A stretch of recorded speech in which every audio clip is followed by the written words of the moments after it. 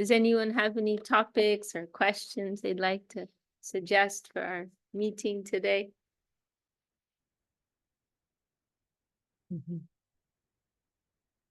What about Ati Sundari?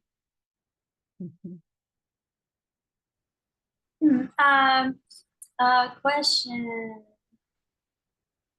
Well, I have been just thinking about what we talked about last week, and how I can put that knowledge to practice. Where's that? And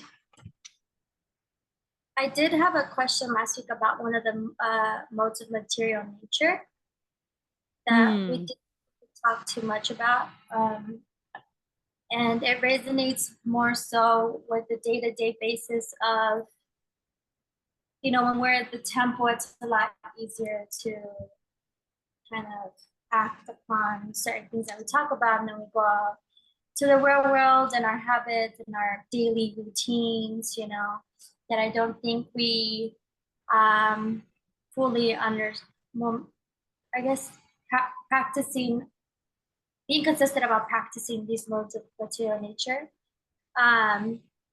And one I wanted to learn a little bit more about, so I don't know if anybody else has any of these challenges that come up, is the mode of ignorance.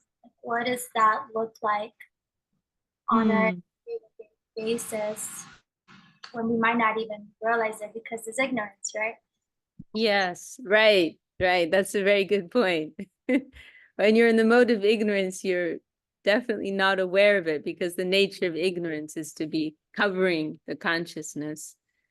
Well, you know, I have here a copy of Bhagavad Gita. We can maybe we can read through some of these descriptions. It's a very good topic. And so we have one chapter called The Three Modes of Material Nature.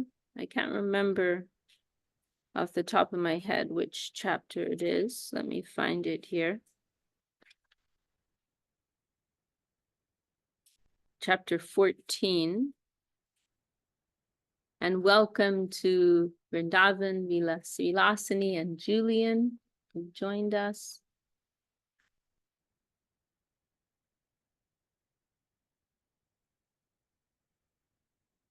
So looking at chapter 14, Gunatraya Vibhaga Yoga, the three divisions of material nature.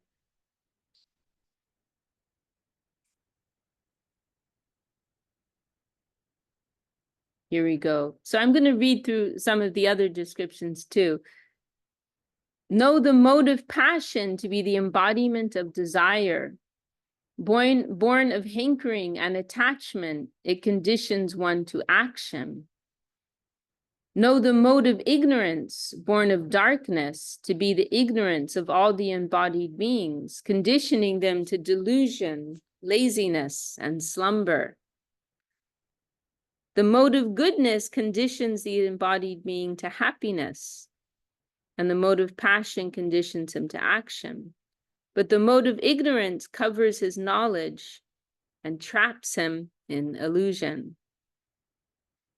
Goodness overcomes passion and ignorance. And this is a very interesting concept to reflect on and to observe in our daily lives, how these modes of nature also constantly kind of battling are competing, you could say. They're competing for dominance. So goodness overcomes passion and ignorance. Passion overcomes goodness and ignorance overcomes goodness and passion. Each mode in turn defeats the others in an unending battle for supremacy. Know that when the mode of passion predominates in a person, greed, exertion, undertaking of activities, unrest, and hankering become manifest. Agitation, anxiety. Marie says, like rock, paper, scissors.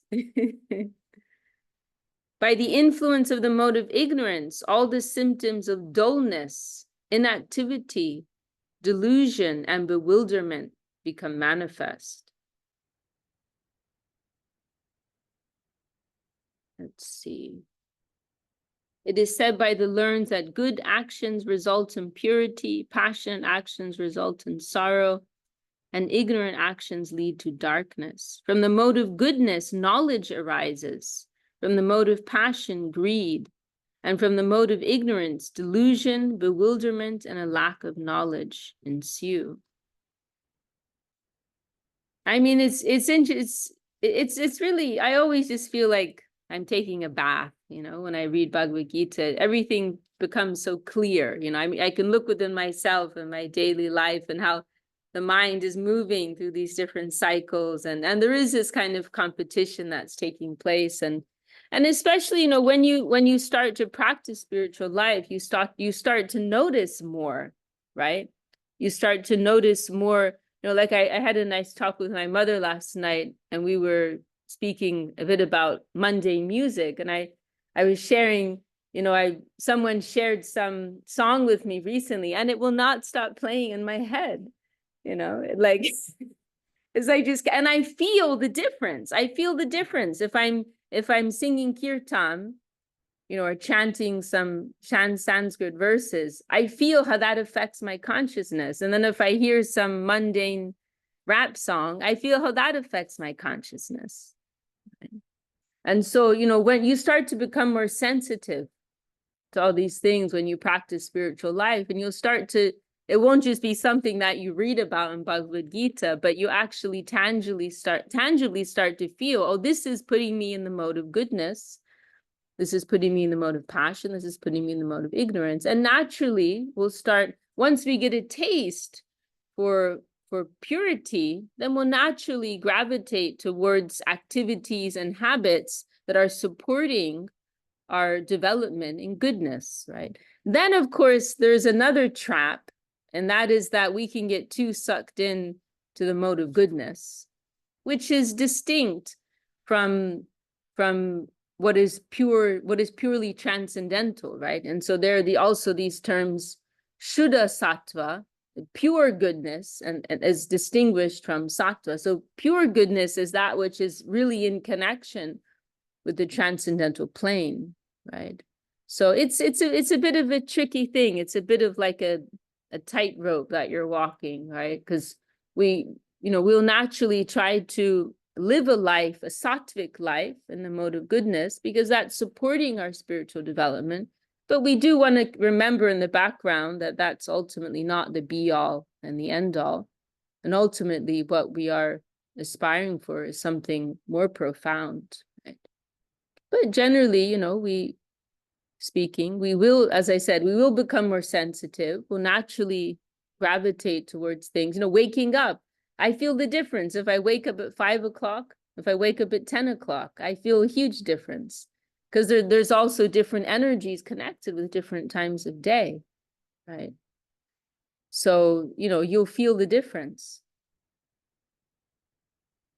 Eating clean food, you know, eating food that's come from a person of low consciousness versus prasadam from the temple that's been offered to the Lord, you know, and appreciated by the devotees. You'll start to feel all these things, right?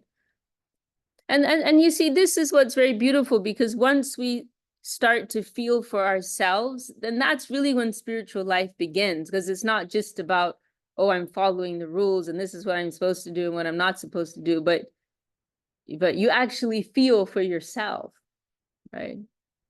That's when things really start to get real, because ultimately it's about our own desire, right? And our own eagerness for this. That's the only key for real Krishna consciousness.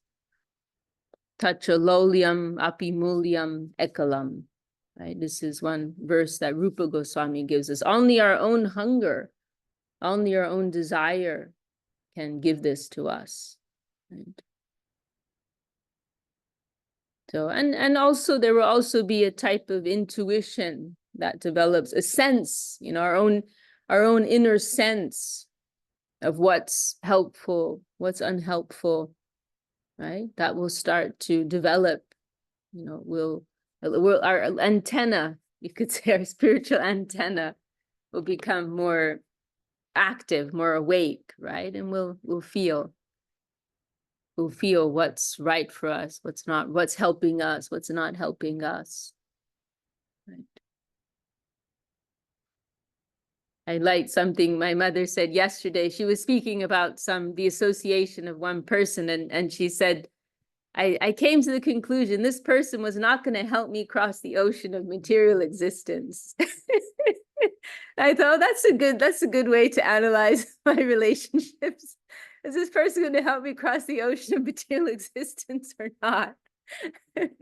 Accept or reject, right? Is this person helping me move towards my spiritual goals, progress, or not, right?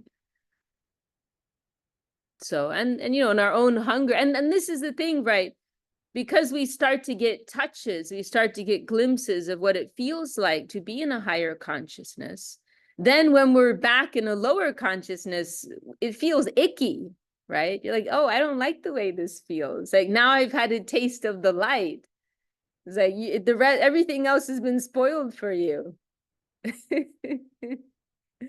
Once you've had, you know, organic, artisan chocolate, you know, then if you go back to Twix and Kit Kat and, you know, ordinary supermarket junk food, it doesn't taste the same, right?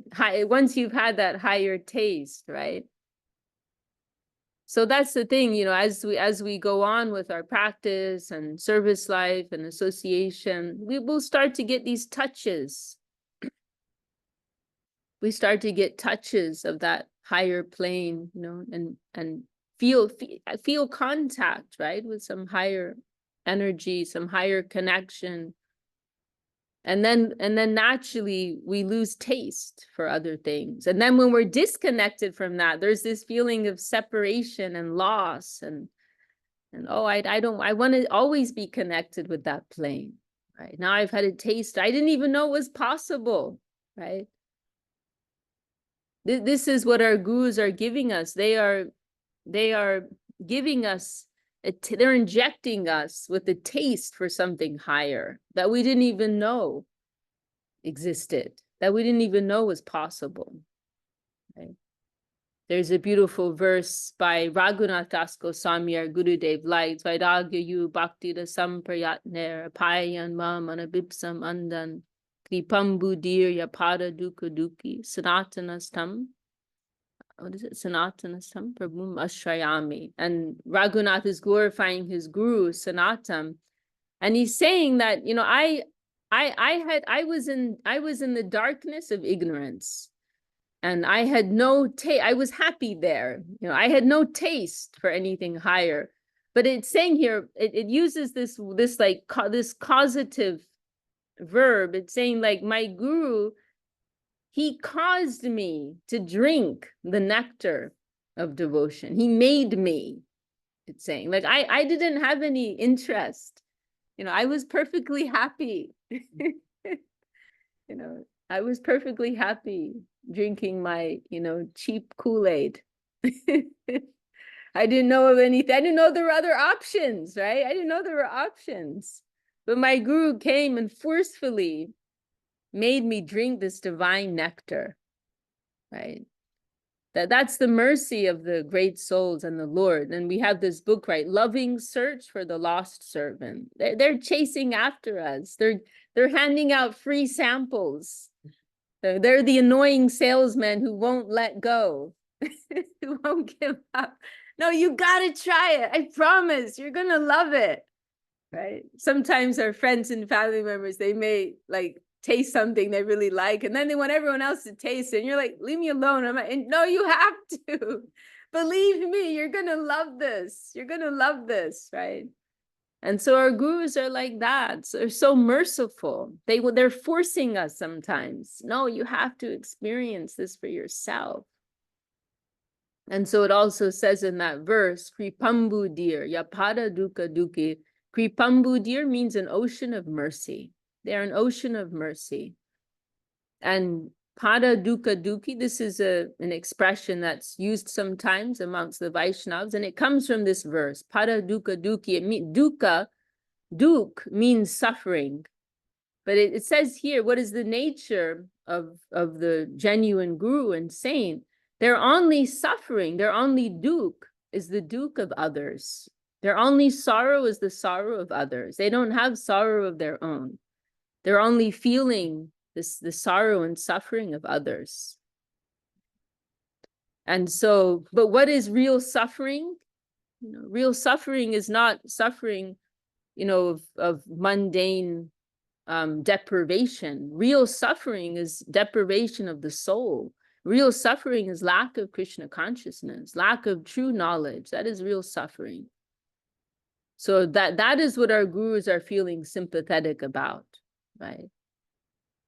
And so that's why this is sometimes described as the greatest philanthropy, right? This is real, what's the word? Welfare work, right? To get to the root cause, to give persons what they hanker for and need at the deepest level. So this is their mission, right? They're giving us some taste, they're giving us some glimpse of that higher world. And then once we're hooked, you can't go anywhere else, right? There's nowhere else to go. And all we can do is continue. It will be a struggle, right? It will be a struggle. But as Srila Sridhar Maharaj says, it's a sweet struggle because we have some higher prospect that we are aspiring after. So there is light at the end of the tunnel. And it's part of the journey, right? Up, sometimes up and down, left, right, upside down, but trying to go forward, trying, picking ourselves up, getting on our feet again, trying to go forward again, right? That's all part of the journey, right? And it's all beautiful from the big picture. But yes, it can be difficult for sure when if we don't have good association around us, if we don't have, you know, local community, or just you know, having to go out and work and face the world and maintain, right, our inner spiritual integrity. It is challenging, right? I mean, I have such admiration for devotees who are able to live like that, right?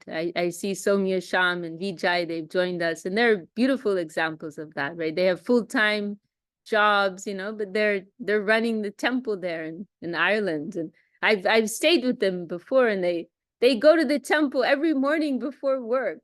You know, they go every morning like 7:30. They do it at least not too long, half an hour, you know, 30 minutes of chanting and reading something, and then they go to work, right? Then after work again, they go to the temple and they do some little program. I mean, they're such beautiful examples to me. So I hope, does that answer your question, Ati Sundri? Yes, it definitely validates my experience right now. Thank you.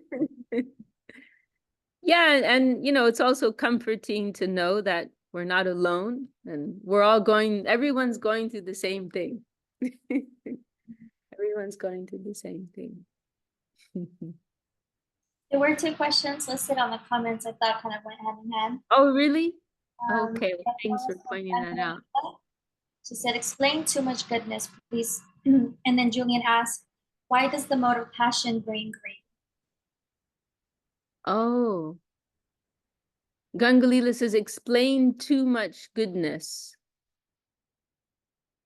Are you saying are you referring to what I was saying about the mode of goodness potentially being a kind of trap? Yes. Okay. Well, okay, let's say like this, and you might have had some experience like this, you know, let's say some new person comes to the temple and they're very excited and they're very inspired, but they don't know anything about sattvic living, you know, and let's say they're dirty, you know, let's say they're pointing their feet towards the deities. Let's say they don't wash their hands before they eat, you know, then what are you going to do? Are you going to lay a trip on them and tell them, oh, you're doing this wrong, you're doing that wrong? Let's say they go on wearing some tight clothes or revealing clothes or something. Or are we going to lay a sattvic trip on them and just tell them everything they're doing wrong? Or are we going to just appreciate their mood of devotion, their natural mood of devotion, their inspiration, and encourage that, right? And then later, if they're still coming, then we may gently tell them in an appropriate moment, oh, this is, you know, our way of doing things, and this is a more helpful way to do this and do that, right? So there was something else I was going to say just now.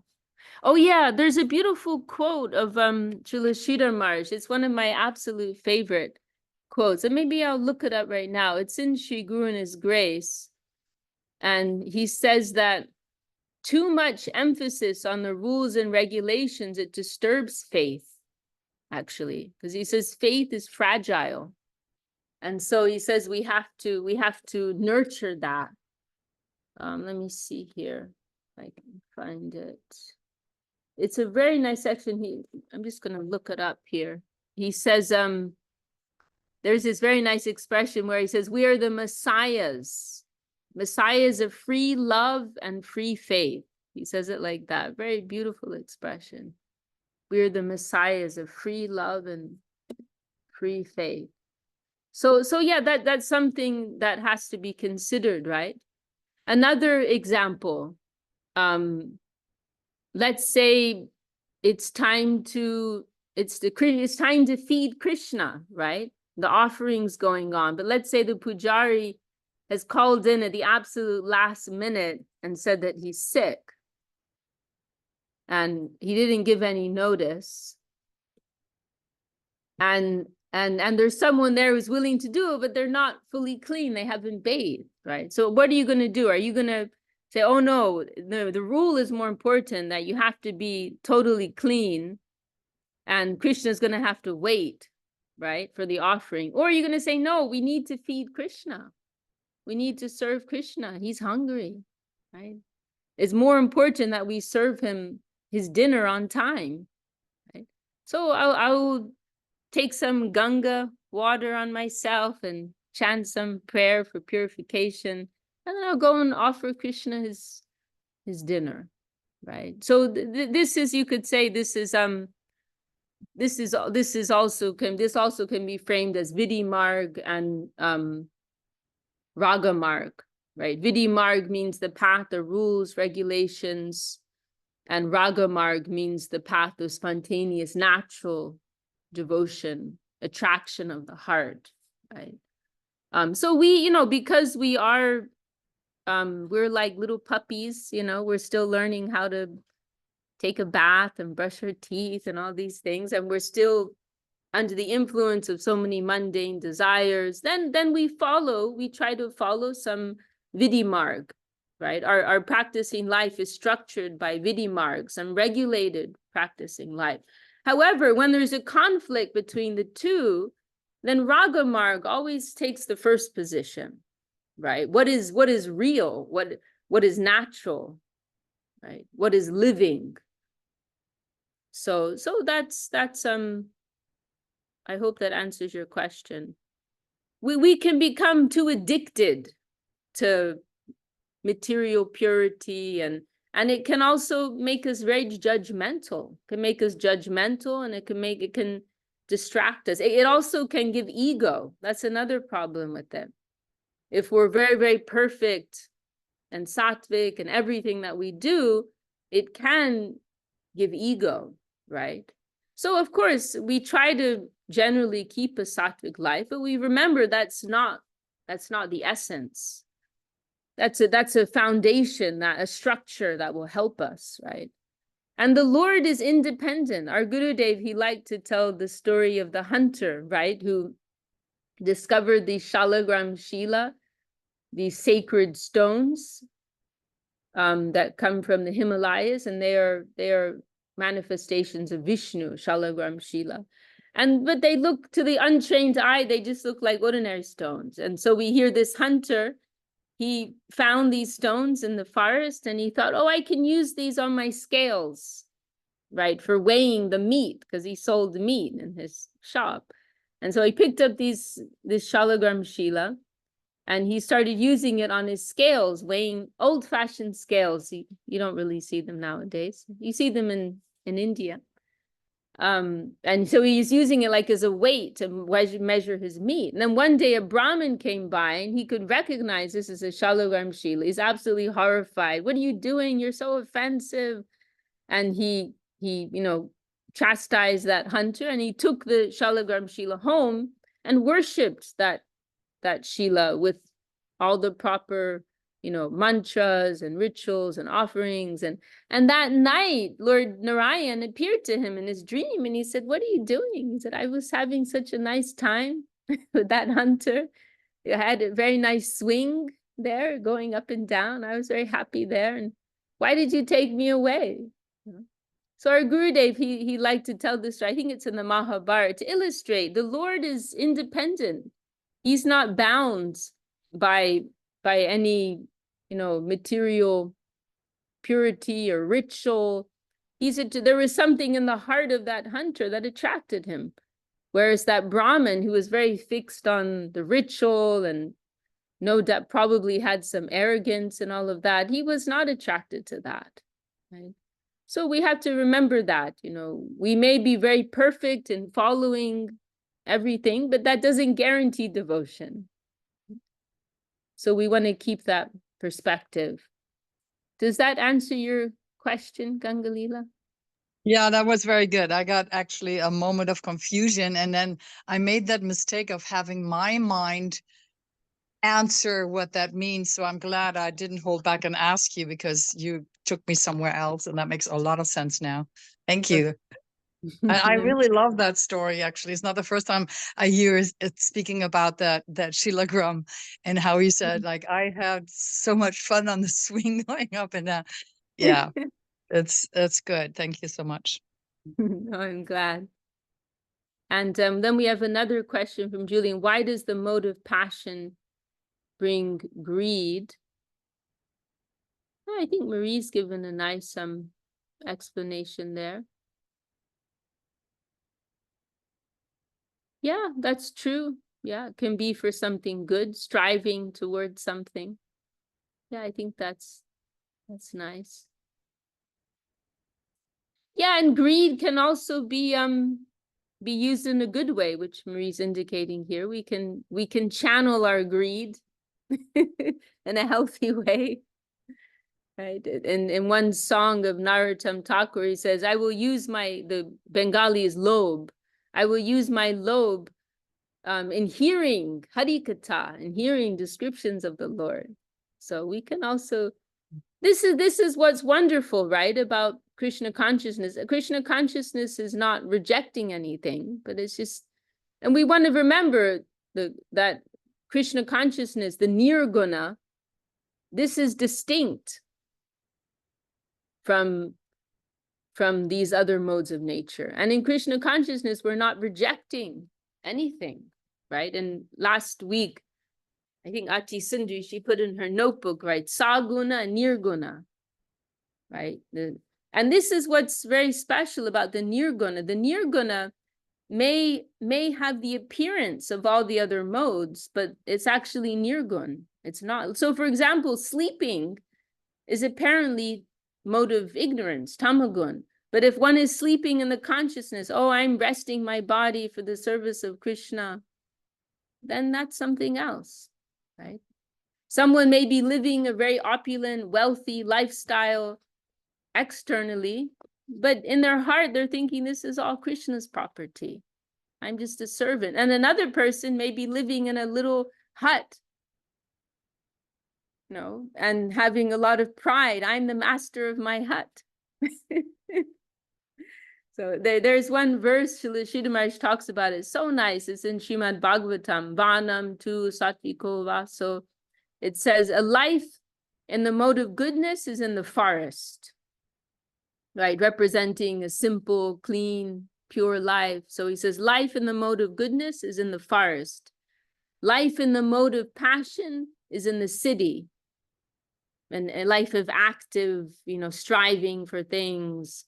And then life in the mode of ignorance is in the gambling house that is used. But then this is spoken by Krishna. He says, but life in Nirguna, that is with me. Right.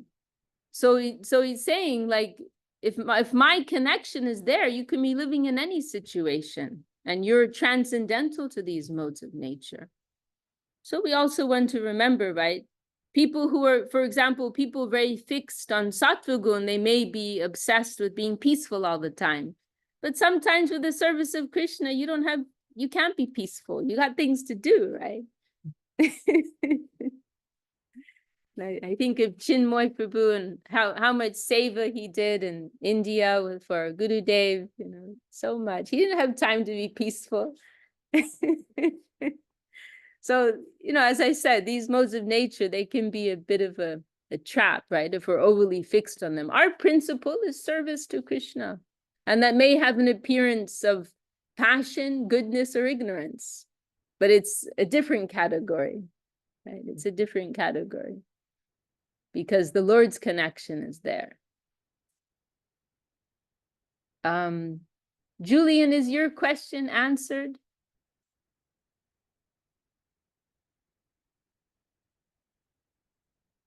Oh, he says, yes, thank you, but that was 4 minutes ago. But okay. Right. Well, does anyone else have any comments or questions? Or maybe Chinmoy Prabhu wants to share some reflections? And welcome also everyone who's joined in the last few minutes. Krishna Mohini Didi Dandavat. And Somya Sham and Vijay Prabhu, Axel, Julian, Dana, Angel. Great to see you, Angel.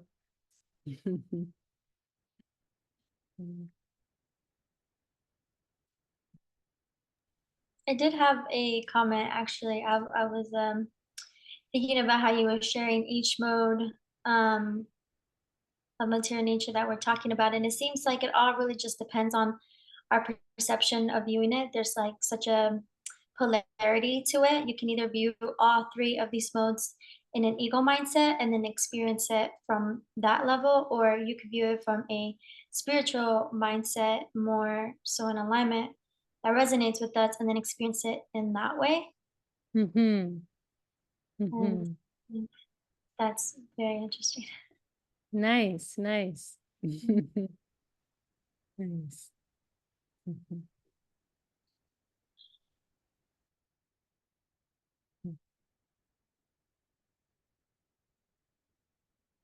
Right.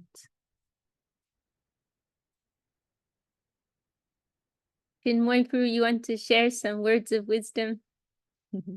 Well, just thinking about the Sattva Guna thing, because Gurudev's last video on the YouTube channel, one of his comments is that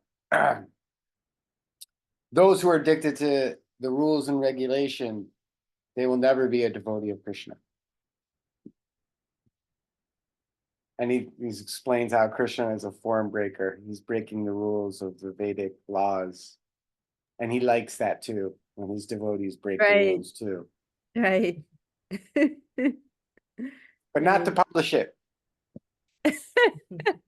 That's right. He said that too, didn't he?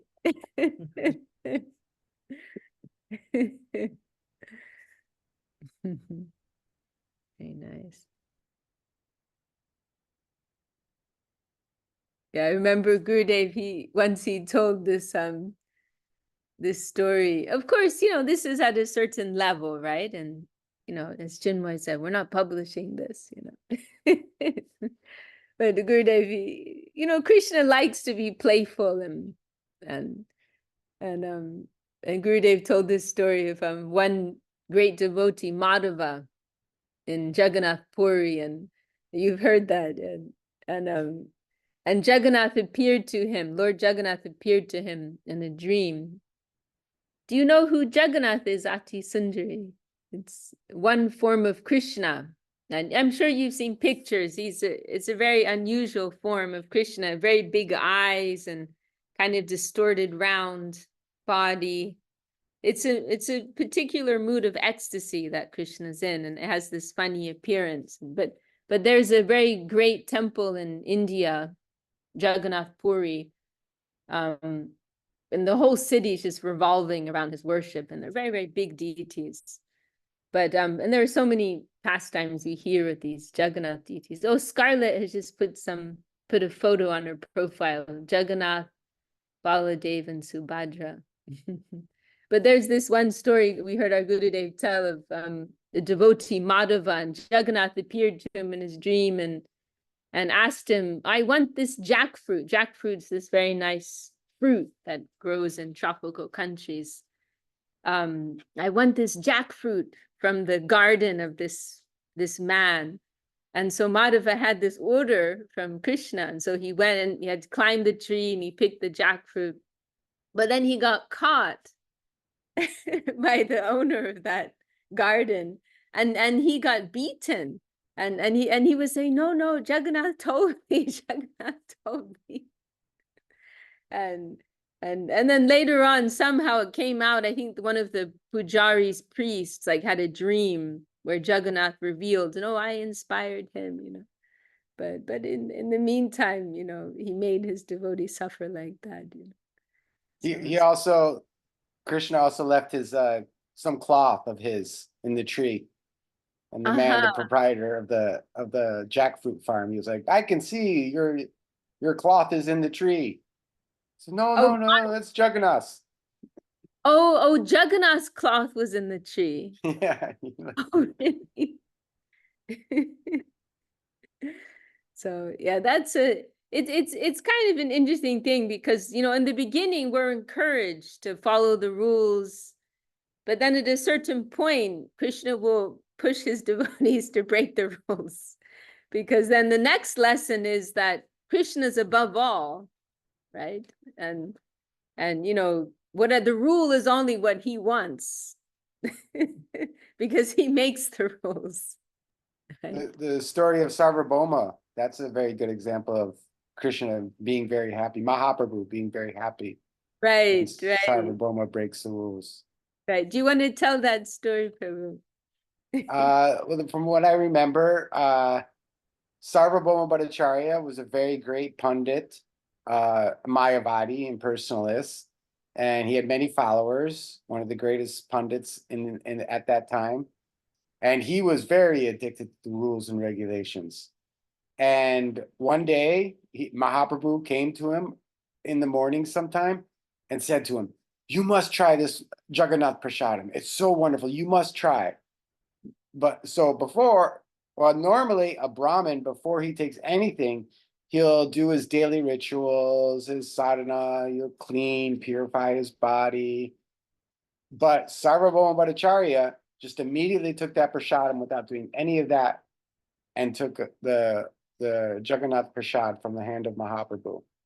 And Mahaprabhu was so happy, he said that Sarvabhauma Bhattacharya has taken Jagannath Prasad without doing his daily practices, daily routine, Brahmin routine. It's like I have conquered the 3 worlds. So it's just showing that, like, what Krishna wants, that is what is important. That is what is the truth. Mm-hmm. And the Vedic injunctions, instructions, they're for us, because we are not at that stage. We're not at the liberated stage. We're not a pure devotee of the Lord. But for his pure devotees, that's what Krishna wants to see. He wants to see, I say what the truth is. I am the absolute truth, and you just follow what I say. And that other story that's very nice too is the one in the Mahabharata where they had to they were trying to figure out some way to kill Dronacharya, and they were in the Pandava camp. They were all speaking with each other. Krishna said, well, we should lie. We should say that Drona's son, I'm forgetting, Abhimanyu? No. It's Ashwatthama. Ashwatthama. We should say that Ashwatthama is dead. And then Drona will be very disheartened, and then we can easily kill him. And everybody was on board except Yudhishthir, who was very attached to rules and regulations. He was the son of Dharma, Lord Dharma, so he was a very perfect king, a bit like Lord Ramachandra. And So he wasn't really exactly on board. And then I can't name who came up with this, the compromise. Maybe it was Beam. He said there's an elephant named Ashvatthama. I will go kill it. And then Yudhisthira, you have to declare that Ashvatthama is dead. Otherwise, no, Drona won't believe. But if he hears from you that Ashvatthama is dead, then he will believe it. And so the battle starts the next day. Beam goes out and kills that elephant. And then Yudhisthira, who just can't do it, he cries out, Ashvatthama is dead. The elephant. He whispers, the elephant. And so at that, before that, his chariot was always floating above the ground, like 4 inches above the ground. But after he told that lie, his chariot fell to the ground. That's one interpretation, but our interpretation is that because he didn't exactly follow the will of Krishna, because he didn't have complete faith, 100% faith in Krishna, that's why his chariot fell. But it's very, very, very nice story that he's not really concerned with the Vedic rules and regulations. He's above that. If he wants to lie, no problem. And it's even sweeter when he does lie, when he steals. Very nice, very nice. You reminded me of Gurudev told this nice story once about the gopis. They wanted to make some offerings to what is his name again? That famous rishi who gets angry sometimes. Durvasa. Yeah, Durvasa. Yeah, Durvasa Muni, yeah. So Durvasa Muni was in town, and the gopis, they wanted to go make some food offerings to him. But the river Jamuna was very high, and it was difficult to cross. And so they asked Krishna, what should we do? And Krishna said, oh, tell the Jamuna that Krishna's a brahmachari. Right? Brahmachari means like, celibate. And the gopis were like, oh, really? We didn't know we didn't know you were brahmachari. But okay, And so they went to the river Jamuna and they said, oh, Krishna's a brahmachari. And sure enough, Jamuna parted her waves and they crossed over. And they brought all these wonderful food preparations to offer to this sage, Durvasa Muni, to please him, invite his blessings. And so they served him and he ate very nicely. And then it was time for them to go back to their homes. But again, the river Jamuna, the water is very high. And so they asked the sage, oh, how can we get back? And he said, well, how did you come? And they said, oh, well, Krishna told us to say this. And then Durvasa Muni said, oh, okay. Then when you go back, tell the Jamuna that today Durvasa is fasting. And they were thinking, what? We just saw you eat all this food. But okay, so they went to the river again and said, oh, Durvasa is doing upabas, fasting today. And sure enough, the Jamuna parted her ways. And so our Gurudev, he told this story to illustrate, that which is of a nirguna nature, transcendental nature. It is not connected with worldly activity. So they're eating, but it's not the eating of this world. It's not mundane enjoyment experience of the senses. Everything's coming from a place of dedication, right? And service to Krishna. So it has no touch of this mundane plane. So that is what is called nirguna. There's no touch of these mundane qualities. So yes, it's a funny thing. And it takes a lot of faith, right? To understand that. To understand it. And like Yudhisthira, I mean, that's a difficult test, right? That's a difficult test. In the beginning, morality may help us, right? But then at a later stage of development, it may be an obstacle. It's actually a more difficult thing to be able to give up attachment. Like in one sense, it's easier to give up sinful behavior, immoral, because it's very clear, easy to understand. Oh yeah, this is bad, right? But then if you're given the test of having to break the rules for Krishna, it's more difficult. But for the most part, you know, we just worship that conception. We don't apply it. It's a little dangerous to apply, you know, or to think that we're at such a high level, you know, that we can apply that. Our Gurudev, he told this story about how our Gurudev mentioned that he never told a lie in his life until he joined the temple. And then sometimes for service, he had to tell lies, you know. And he told this one story of how, like, this was like during the early 80s, and some Westerners, foreigners, devotees were coming, they were giving some donations, which they needed to run the temple and to take care of all the pilgrims. But their donations were in dollars. And there was some, India was under, or not India, sorry, Bengal was under like a strict communist government, and it was not permissible to accept foreign donations. And sometimes there would be like some type of inspector who'd come around and would check on them and ask questions, and so at one time they knew some officer was coming to ask them, to interrogate them a little, because they see a lot of Westerners are coming, and so they're suspecting they're getting some foreign currency. And so they knew some inspector was coming. But this is the thing, Srila Sridhar Maharaj, he had this very dharmic nature. He couldn't tell a lie. You know, he could not tell a lie. He had the nature of Lord Ramachandra, and he, I think he said, like, he never told any lie in his whole life. And so our Gurudev told his guru, Srila Sridhar Maharaj, you know, if they, you know, you have to tell them, no, you have to tell them we're not receiving any dollars here. And Srila Sridhar Maharaj said, no, I cannot tell any lie. And our Gurudev said, but they might put you in jail. And Srila Sridhar Maharaj said, then they can put me in jail, but I'm not telling any lie. And you know, it's basically a white lie. They're using the money for the service of the temple, the devotees, the Lord. But Srila Sridhar Maharaj couldn't even tell a white lie. And so he just outright refused. And then finally they made a compromise, and our Gurudev said, okay, if they ask you, then you tell them, ask Govinda Maharaj. Tell them Govinda Maharaj is dealing with those things. You ask him, right? And then our Gurudev would say, no, we're not receiving any time.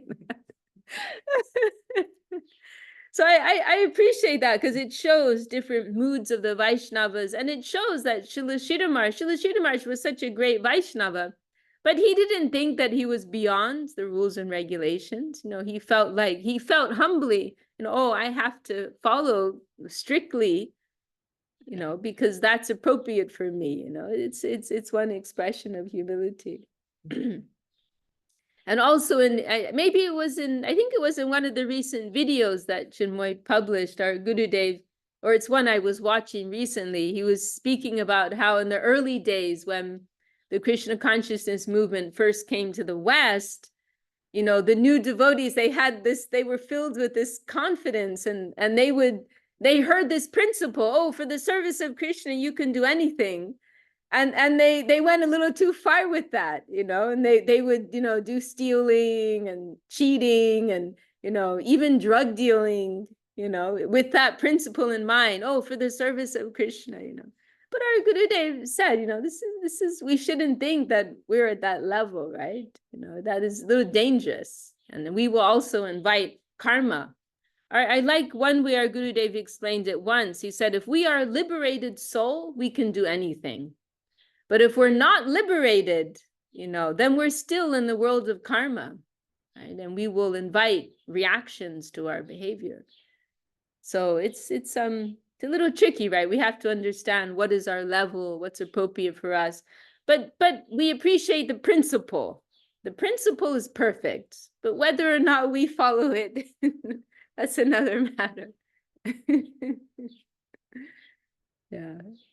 Yeah, we heard all kinds of stories from those early days.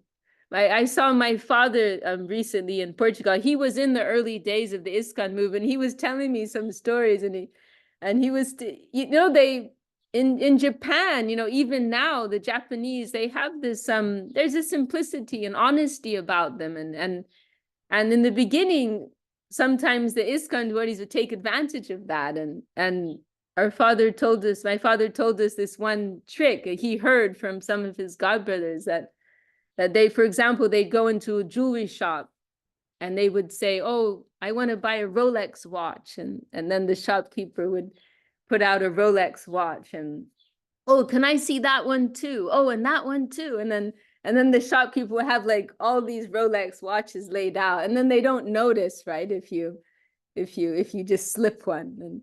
And he also said that some people say that the devotees introduced shoplifting to Japan.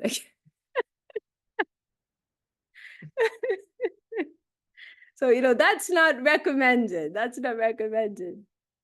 But they had this type of innocent, simple faith, right? But not appropriate.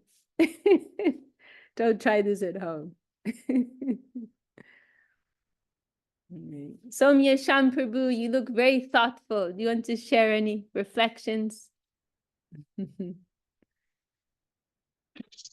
Vishakha Dasi, Dhanavad. No, it's just we haven't been able to tune in for a while for the last few weeks, so we were just very happy to be able to connect today. Yeah, I was just thinking actually, as you were saying about like the rules and regulations and that, and what I was actually thinking was that it's I think the most important thing with rules and regulations, because there is a need, because we're conditioned souls, but I think it's to practice, or to, that they're applied in the mood of humility, tolerance, and respect, that they're applied in the mood of bhakti, that if you have that feeling with them, it takes, you're approaching it in a different, through devotion or through engagement. So it's not like there's less risk then of becoming, authoritative or any other way with it, either to oneself or to other people, or offending other people, because I suppose maintaining and preserving our own faith is important as it is for other people. So that's what I was thinking as you were saying that, the importance of that. That's very beautiful, Prabhu. I like that very much. That we follow these things in a mood of humility, tolerance, and respect. That's very, very nice. Very nice. Yeah, and consider others. We forget that sometimes, right? That we may be thinking, "Oh, this is what I'm supposed to do," but we also have to think about the faith of others, right? We have to consider that. Absolutely. Yeah. And we're each on the individual journeys, and our faiths at different stages, and it can be very fragile. Sometimes it can be very strong. And the last thing we want to do is A, disturb our own, but B, disturb somebody else's. And like you said, especially when people are new, or even people that aren't new, people that are still, on the journey for years, still, we all have different levels of self-awareness and so it's important to take all those things into account, isn't it? And there's always a time and a place to explain something, or if there is a need to point something out, and we kind of learn as well how people have approached us. So learn from our own guru, learn from our own, people that inspire us and that. So I think that's important too, from our own peers. So, yeah. Very nice, Prabhu. Very, very nice reflections. Gangalila has a hand raised. Yeah, I don't know how do I lower it. Let's here we go. go. Is that from before? No, it made me think of something I just read by Shyama Das, who was early disciple of Prabhupada, and they were doing in the beginning, they needed to raise so much money for the new temples, and then it was that they found a Prabhu who wanted to support the movement and had a ruby mine, and gave Shyam Sundar like by the pounds and kilos those rubies, and he found people in the West, and they just invested in, I think, the the Bombay site, which was like, there was a big story about it, so they needed to raise a lot of money. That's what it came down to.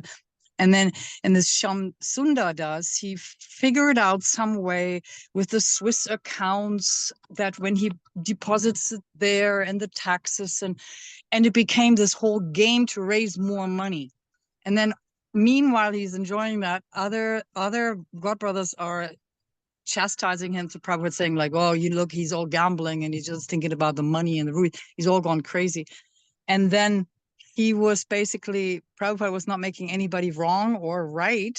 He was just saying that Shamdas, he still had that karma of having to do some gambling, but he's doing it in Krishna's name and he needs to just get it out of the system. So it's okay. But he's also telling them like, yeah, but you're right too. You shouldn't be gambling. So it's like what really makes me see that that's how you also bend it, you know, if you have the sattvic insight.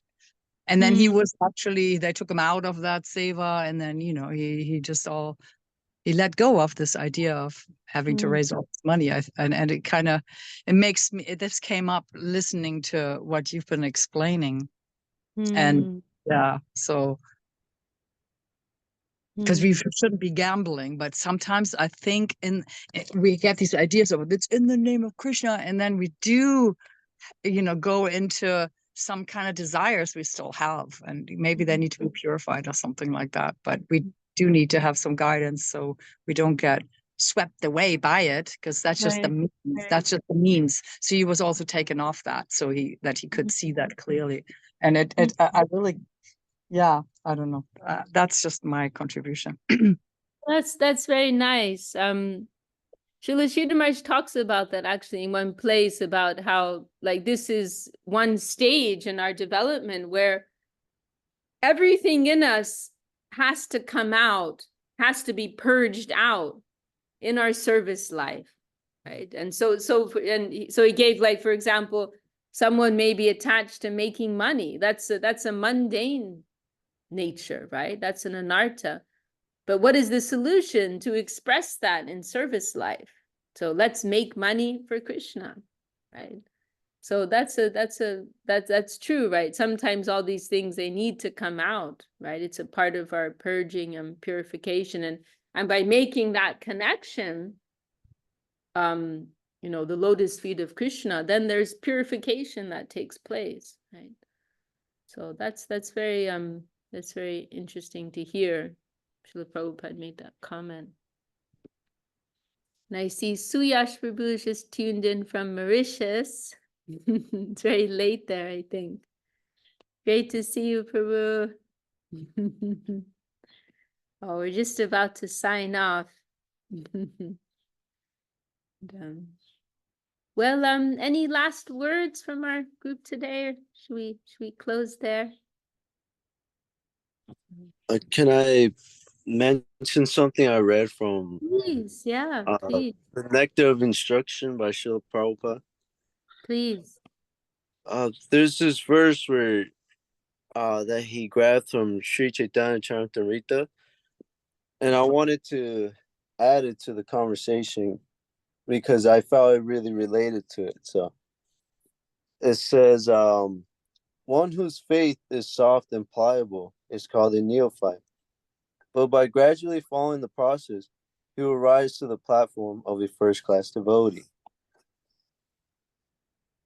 And before this, he explains how, you know, at first we need to follow these rules and regulations to gain some, like a platform, like some faith. And once we've been chanting and hearing, and we've developed our faith, then we can approach the spiritual master, and he can guide us towards bhakti yoga, where it is pure devotional service to the Lord. Then that's all I wanted to mention. Oh, very nice, Axel. Thank you for sharing. It's really inspiring to see how you're going forward on your journey and going deeper in your faith, in Krishna consciousness. Very nice. It's just so much mercy, and like I have, you know, I just have to take advantage of it. I have to. Jai. And I think Axel will be going to the Govinda Mela. So all of you who are going, you'll get to have his good association. All right. Well, okay, I think we'll close there for today. Any last shares? Anyone? Jai Shri Bhakti Sundar Govinda Dev Goswami Maharaj ki Jai. All the assembled devotees, sincere seekers ki Jai. Shri Hari Nam Sankirtan ki Jai. Jai Gaur Premanande. Hari Bol. See you all next time. Jai Shri Jai Shri Shri Yukta Vishakha Dasi ki. Jai. Jai.